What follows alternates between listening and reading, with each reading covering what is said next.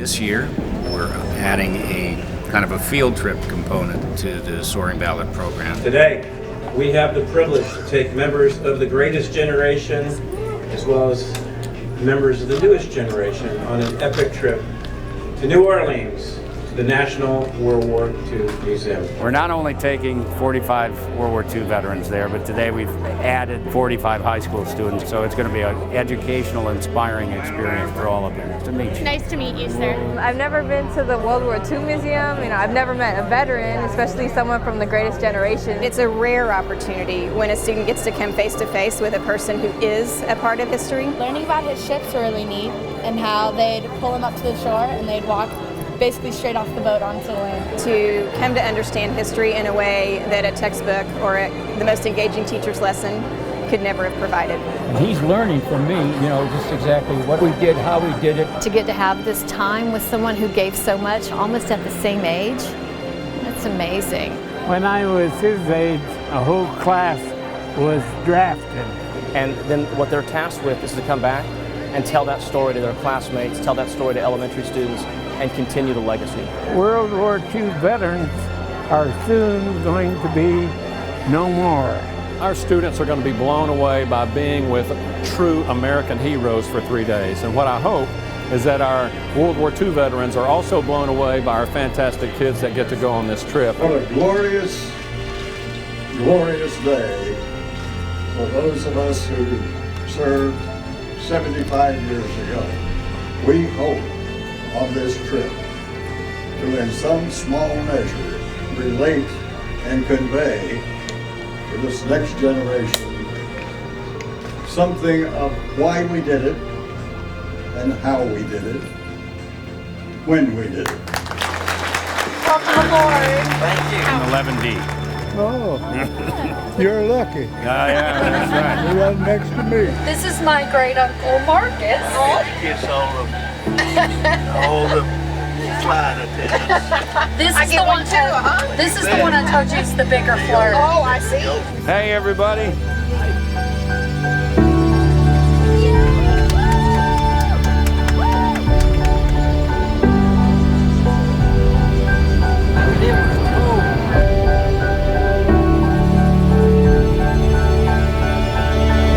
I gotta go work now. Do you want a little something? You don't get anything. What would you like? You having fun? I am. So far, so good? Yeah, it's amazing. Wait till you get to the museum. I am so excited. It's pretty special.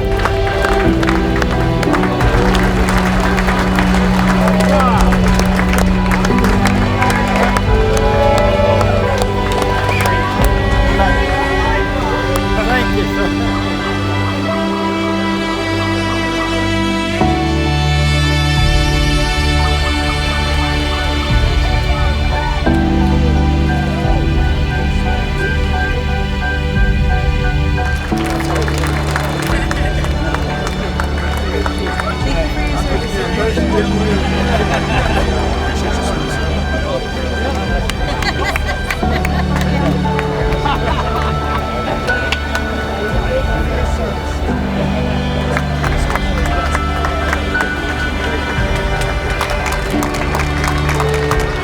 So folks, you can see the escorts over here. They're stopping traffic on this highway over here so we can go through. We love doing this for them, for their service.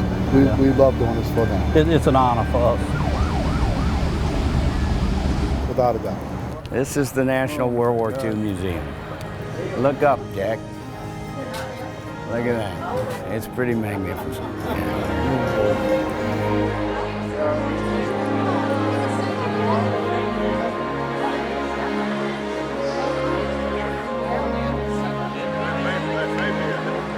On Saturday, January 20th, 1945, just a little over 3 years from the beginning of the war, when the Japanese attacked Pearl Harbor, Franklin Delano Roosevelt was inaugurated for an unprecedented fourth term.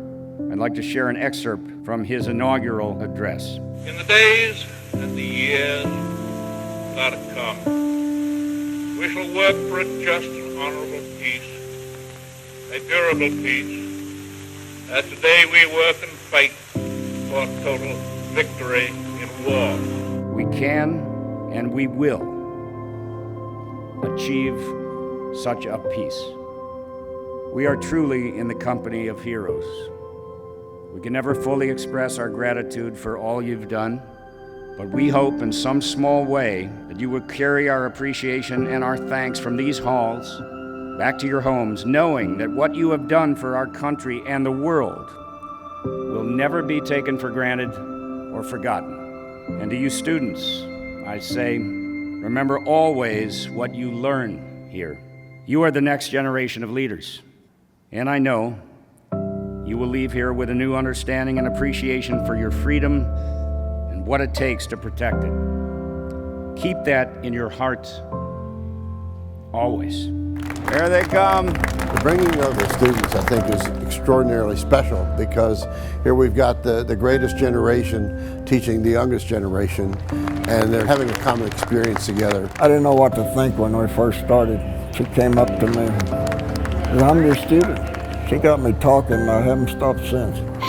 I'm hoarse. It's really incredible how veterans changed our lives in so many ways, and we don't really get to learn about that a lot in most classes. I could read 100 books on World War II, but having one conversation with my veteran showed me more about how they felt and what they were going through in the war. Well, I was a Japanese prisoner. That's his book right there that he gave to me. It talks about his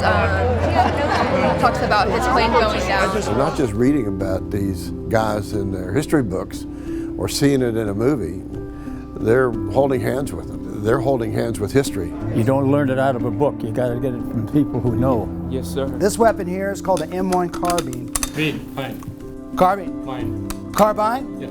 It's my rifle. We're getting to, with gloves, obviously, get to hold all the weapons and some of their clothing, what that they got to wear. It's really, really cool, just because it's something that it seems so far away, but with this, it's actually like bringing it to you, so you can actually touch it and hold it and see what's actually happening. So it went inside? It went inside. Let me see. It's just an amazing experience. This museum is a celebration of the American spirit. Herb served in the Army. He was in the Battle of Bulge. She's talking about you. Yes. Oh, don't listen to our kids. That was good things. It's amazing spending time with our veterans. I never get tired of learning from them, hearing what they have done for our country, hearing the personal stories. My veteran is Jim Niederer, and I have learned a lot. Jim was one of the liberators of Dachau. He helped liberate one of the camps. I saw that tattoo on the wrist. And I looked at Otto and I said, were you in Dachau? Yeah, he said. So when you came through that camp, they were there. Yeah. They were there. Yeah. Isn't that incredible? It's emotional. And you have no idea how a grown man can hug you. It's been really priceless. I don't think I'll ever stop talking about this trip. We'll be friends forever, I'll tell you, because I'm going to keep in touch with this young man. I'll never see these things the same way. What's your favorite song during the 40s? Oh, it's probably, well, as far as jazz goes, it's still In the Mood. In the Mood. I love that. In the mood, that's it, I got it. In the mood, your hero's fine. In the mood, oh, what a honey.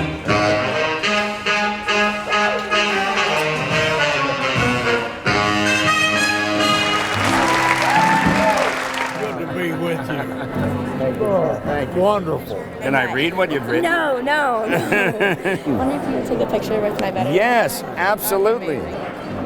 This was really amazing. Thank you so much. That's it. Thank you back. Thank you, sir. Appreciate it. God bless you, brother.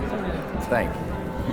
You have a safe trip back, okay? Yes, sir. Most kids, their heroes are celebrities or sports icons, and my heroes are our veterans, whether they be World War II or Desert Storm. It's been a revelation. It's been beautiful to be with this generation. They tend to applaud us and laud us and make heroes out of us, and we're just the survivors. The ones who are not here and who paid the ultimate sacrifice are the ones that ought to be honored and certainly remembered. We should never, ever forget their sacrifice.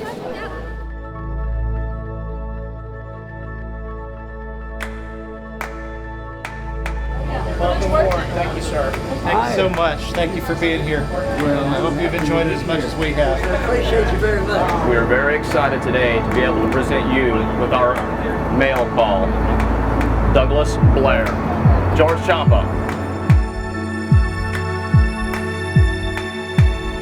You're popular.